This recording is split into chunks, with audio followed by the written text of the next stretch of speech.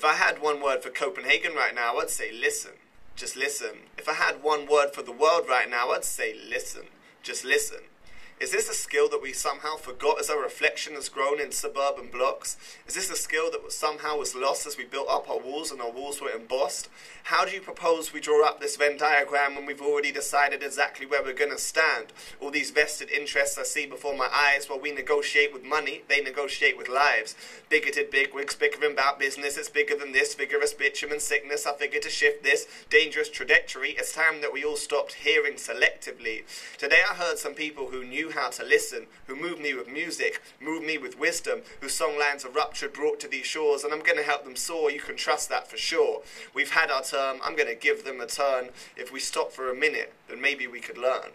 I'm one of the people that's living in a community where the tar sands want to pipe down, and what they want to do is they want to take the tar sands and displace people up there, and they want to pipe it to indigenous lands in the States, and they're doing it. But the reason I wanted to say more is because what's behind all of our stories is that our people are really dying. Like, you know, when my community with cancer, it's not a matter of if, it's a matter of when.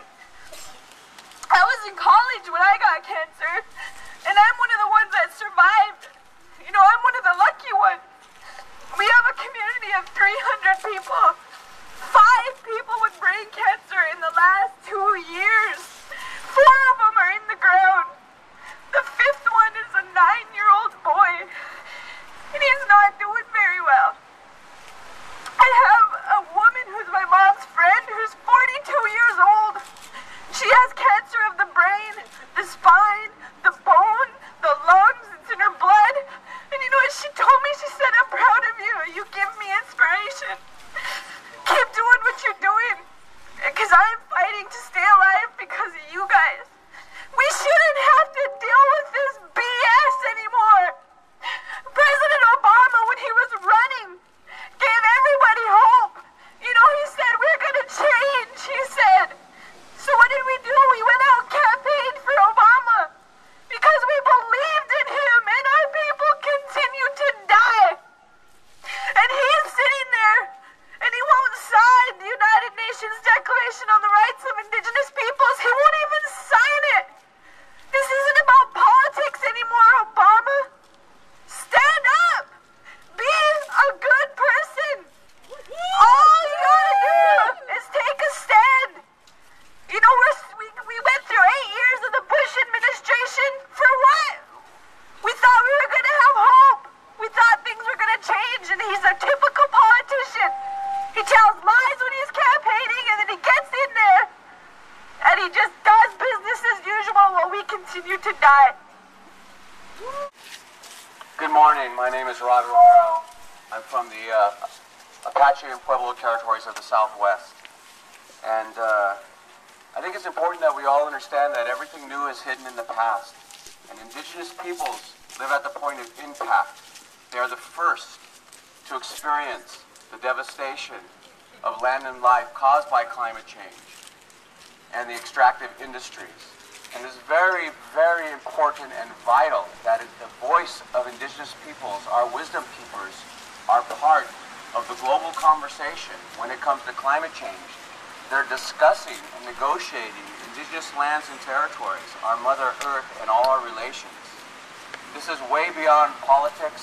It's way beyond agreements. This is a moral issue that affects us all. We're all related, and it's crucial that the world citizens get behind Indigenous peoples on this struggle. It's crucial. When I say fight for, you say justice. Fight for justice. Fight for justice. When I say climate, you say justice. Climate. Justice. Climate. Justice. When I say energy, you say justice. Energy. Justice. Energy. Justice. When I say scream, you all scream. Scream. Louder than that. This American embassy cannot hear you. A little bit louder than that. When I say scream, you all scream. Scream. So I'm the Tar Sands campaigner for the Indigenous Environmental Network, but I, like many of the Indigenous peoples here today, all come from affected communities. The environmental racism that is being perpetuated against racialized communities in North America by the United States government in partnership with their little brother, the Darth Vader of Copenhagen, the Canadian government, is ridiculous. If you look at where the energy infrastructure is located all across Turtle Island, what we as Native people call North America, you will see that there is an oil refinery, a liquid natural gas terminal, a pipeline, a coal-fired power plant, a extractive industry, some kind of massive mine, uranium mining, or oil and gas development, all located right beside, if not directly in our communities. And so we're here today to stand in solidarity with our brothers and sisters from all across the world that are calling out the United States government for their racism, for their injustice, for their expropriation of our lands, and for the destruction of our ways of life. And we're here today from the Indigenous Environmental Network to lift up those voices. Yeah, yeah, yeah. I'm just so glad that we were there and could show our support, and I think it's something that we can take back with us when we go back to the UK and really share their story and tell people that it's happening now. And it's not, you know, the sort of Indigenous people have such an amazing relationship with the earth, but it's not just the earth and it's not just the people, it's the culture and the way of life, and it's so upsetting. You know, when you saw this guy like singing his heart out, singing these songs and drumming this drum, and you're thinking, this is disappearing, like it's already disappeared to a huge extent already because of development and globalization, and the thought that that could go